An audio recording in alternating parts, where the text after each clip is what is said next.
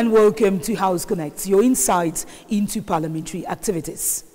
Barely weeks to the start of the second ordinary session of the 2024 legislative year, lawmakers are carrying out people-oriented development actions in their constituencies. Enjoined by the speakers of both houses to be peace ambassadors, they are equally working towards fostering unity and to consolidate economic achievements. As the country gears towards celebrating the 52nd National Day on Monday, the 20th of May, House Connect today provides a historical clue of the contribution of Parliament in promoting national unity. Parliament, a cradle of national unity, is our one and only focus on House Connect today.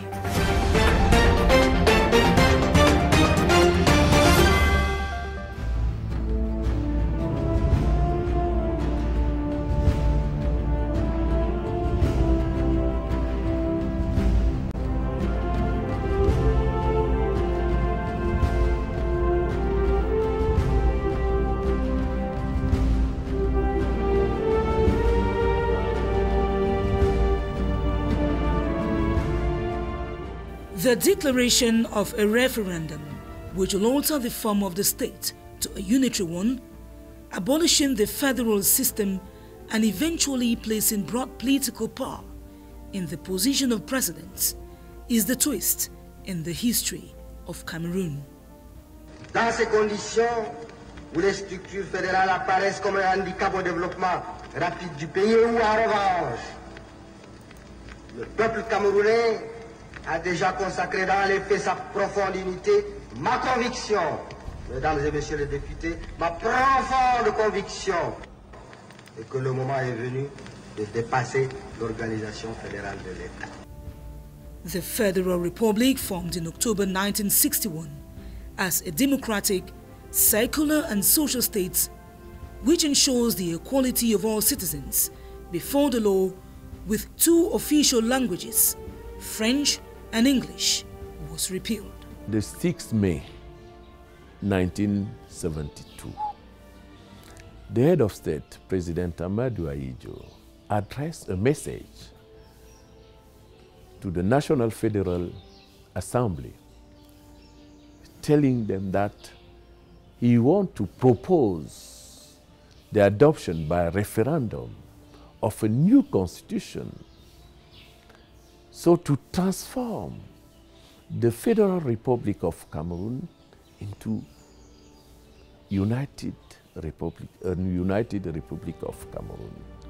The decision to turn around from the limitations of the federal system of governance that seem costly to the states and unadaptable to the vision of the country is expressed before members of the National Assembly.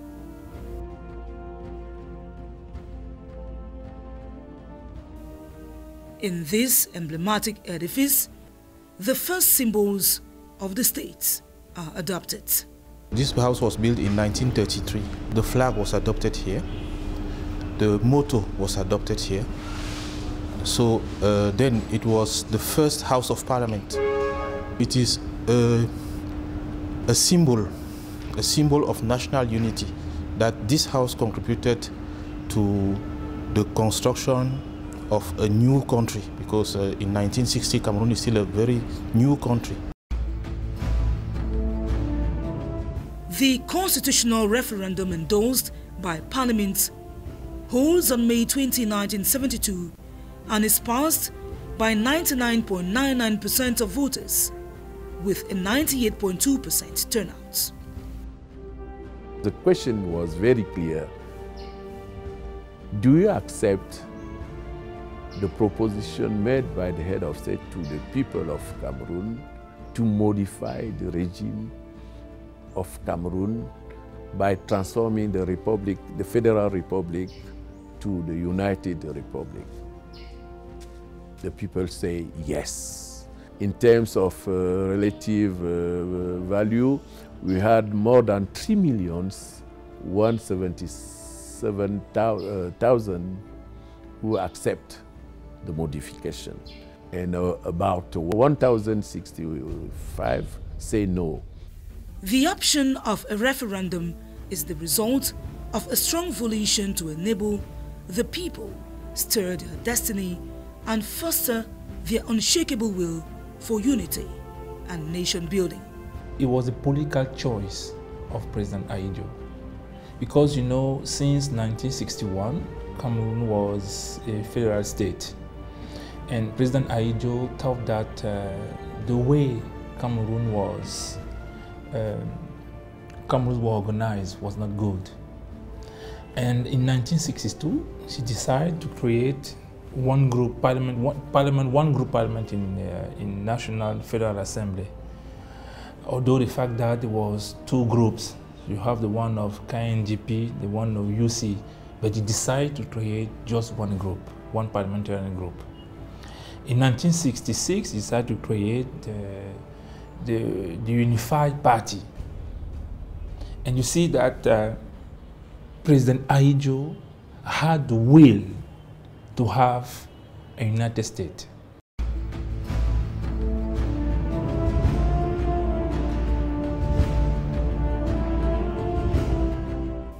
The struggle by Cameroonians for independence, reunification and unity is expressed in the laws voted at the different assemblies.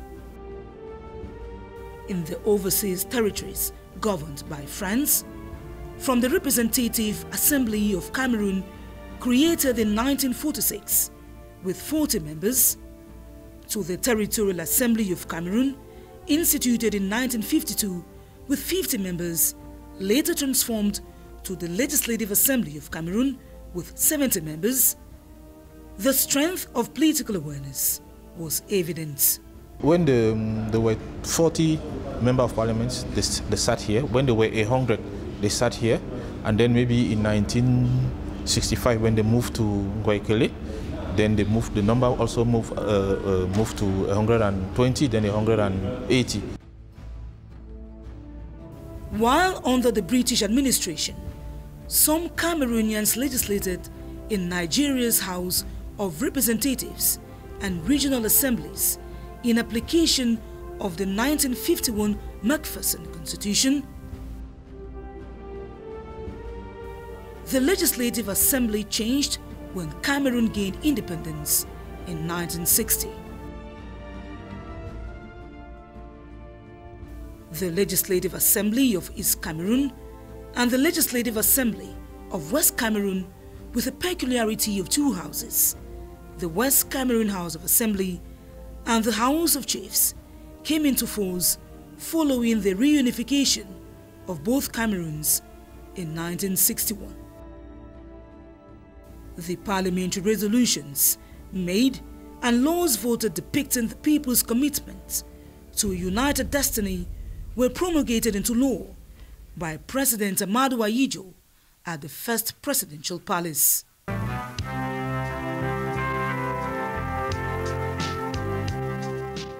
Transformed since 1988 into the National Museum of Cameroon on the instructions of President Paul Biya,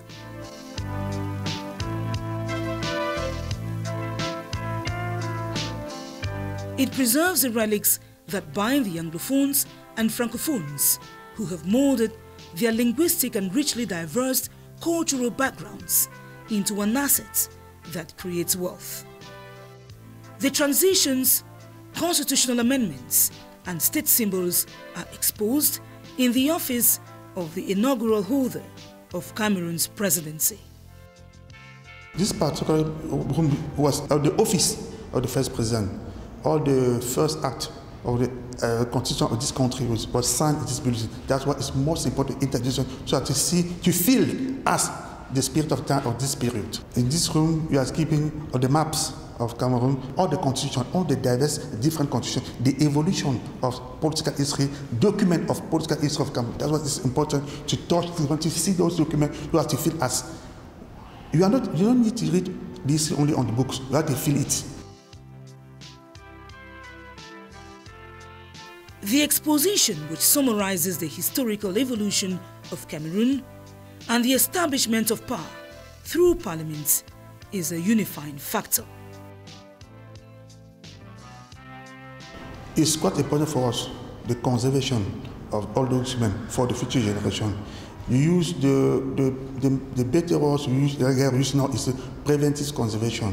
We are here to consolidate national identity. You know that Cameroon have 4 major cultural areas. We must do everything so as to have all the 4 major cultural areas in this museum, so as all the Cameroon, entire Cameroon, not only those who are living here in Yaoundé, it is all over the country. As established in the constitutions, since independence and reunification, the highest authority in the land, the President of the Republic, takes the oath of office in Parliament before the start of any new mandate.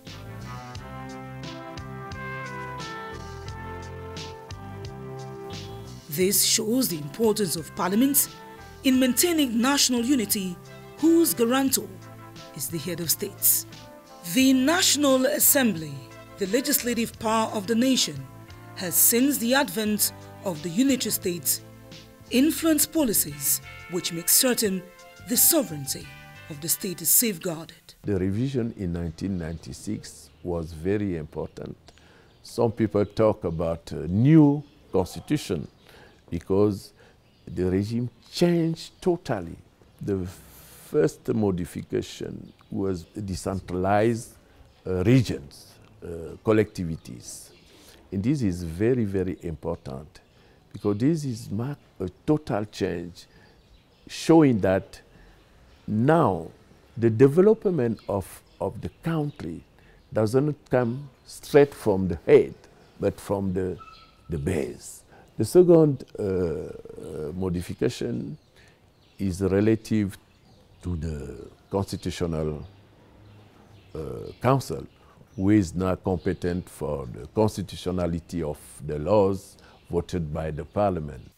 Beyond the 1984 law, which moved the United Republic of Cameroon to the Republic of Cameroon, other modifications translate the preference to progress. In 1975, when the post of Prime Minister was created, the power was centralized on one person, the President of State. By creating a post of Prime Minister, those of what we call the south part of the country was represented. With the adoption of the Constitution of 18 January 1996, the Cameroonian Parliament witnessed a significant development by becoming bicameral. The parliamentary institution has a National Assembly made up of 180 members elected by direct and universal suffrage for a 5-year mandate, while the Senate constitutes 100 members.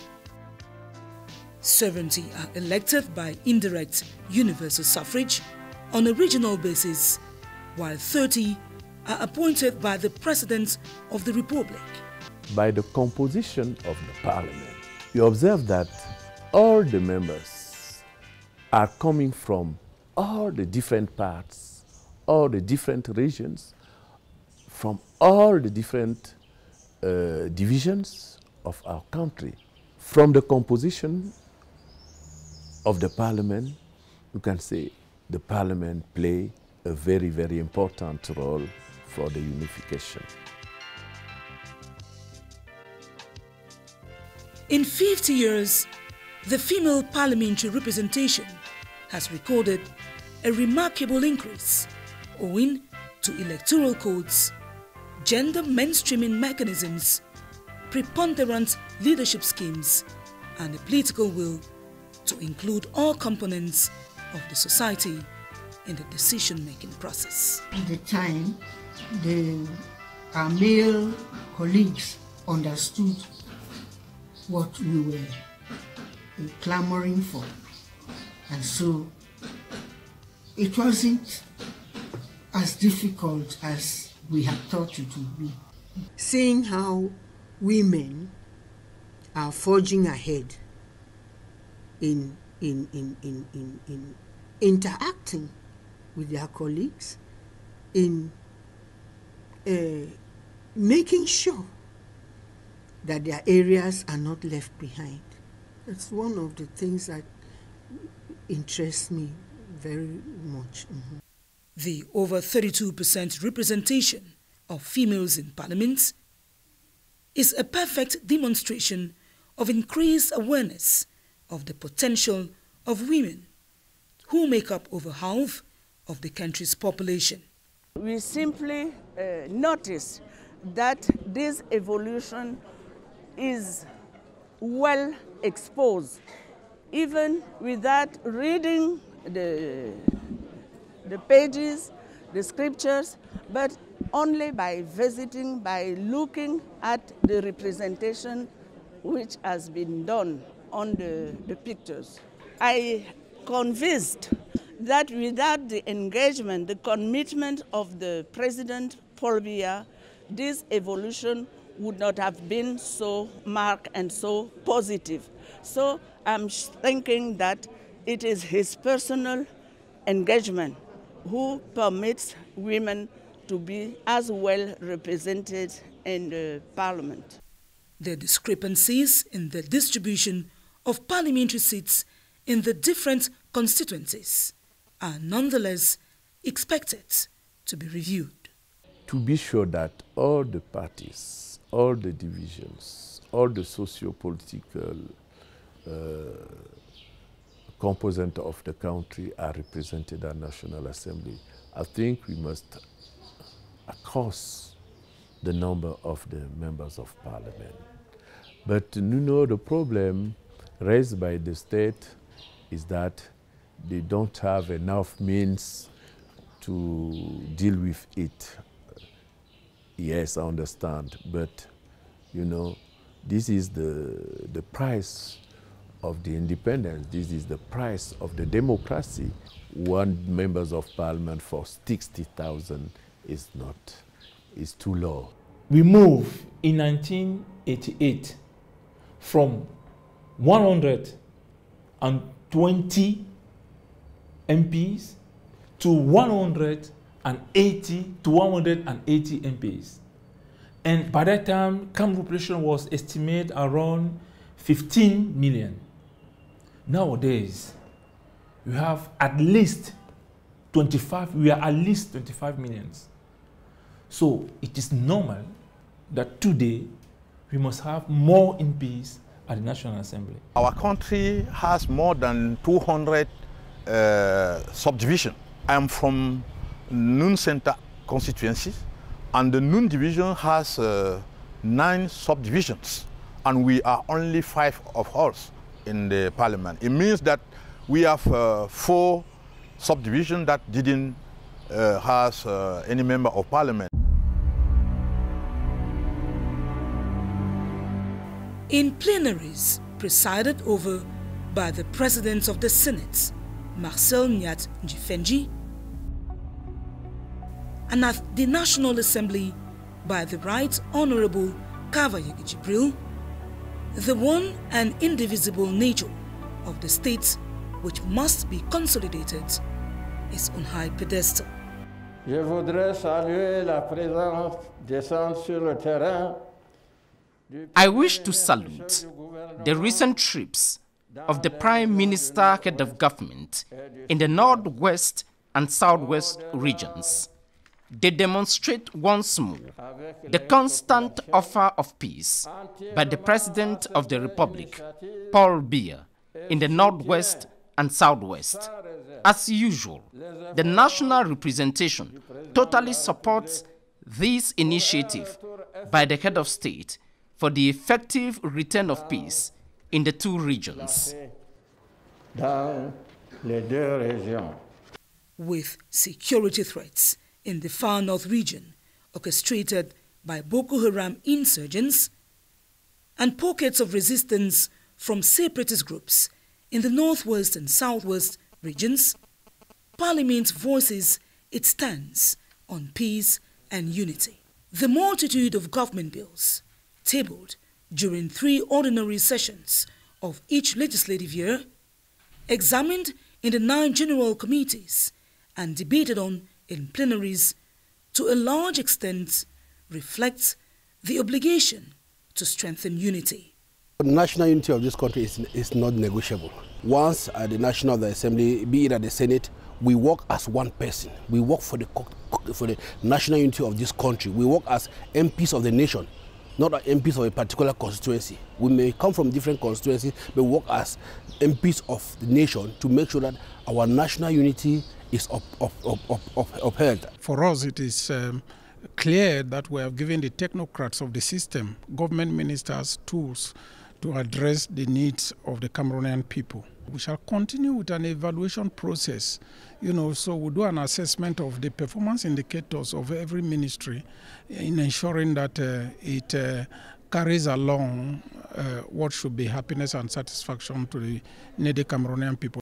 With the National Assembly acting for the people and the Senate representing regional and local authorities, plus traditional chiefdoms and major socio-economic and cultural entities of the nation, it is incumbent that the judgment works for the betterment of the states. The parliament must reflect the point of view of Cameroonians. For example, the problem of, we know today, the problem of Nozo, I think for me, it's important that there is a debate at the level of the National Assembly of this issue. It's very important because now we are trying to find a solution and we didn't succeed very well. It's normal to go to the people himself and say, what do you want? What do you want exactly? So I think the parliament can play this role by having from time to time the debate of the political situation in the country. Unity is one of the most challenge of that MPs must address today. During the intersession, they are on the field. They have to promote unity. They are the one who knows exactly what are population problems. And they are the one who must have solution. We must have MPs who works during 12 months. So they will have the obligation to set up a cabinet, and then it will be an occasion to population to come and express their problems to the MPs. Without that system, we will still have MPs who are on the field just when they are asking for a vote.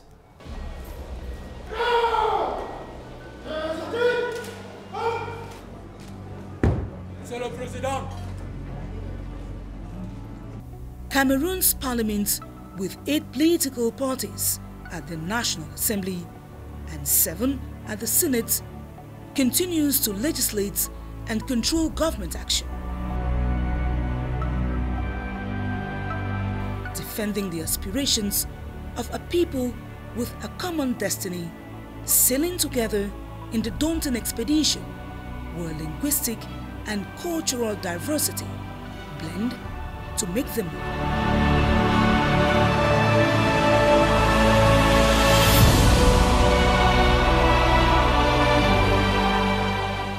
Parliament's a cradle of national unity. From the Constitution to all other laws of the land, their endorsement and application was made possible thanks to Parliament. As we look forward to the 30th African Regional Assembly of the Parliamentary Assembly of La Francophonie to take place in Yaoundé from the 28th to the 30th of May this year, on behalf of the entire production team of House Connect, it is goodbye till we meet again in a fortnight.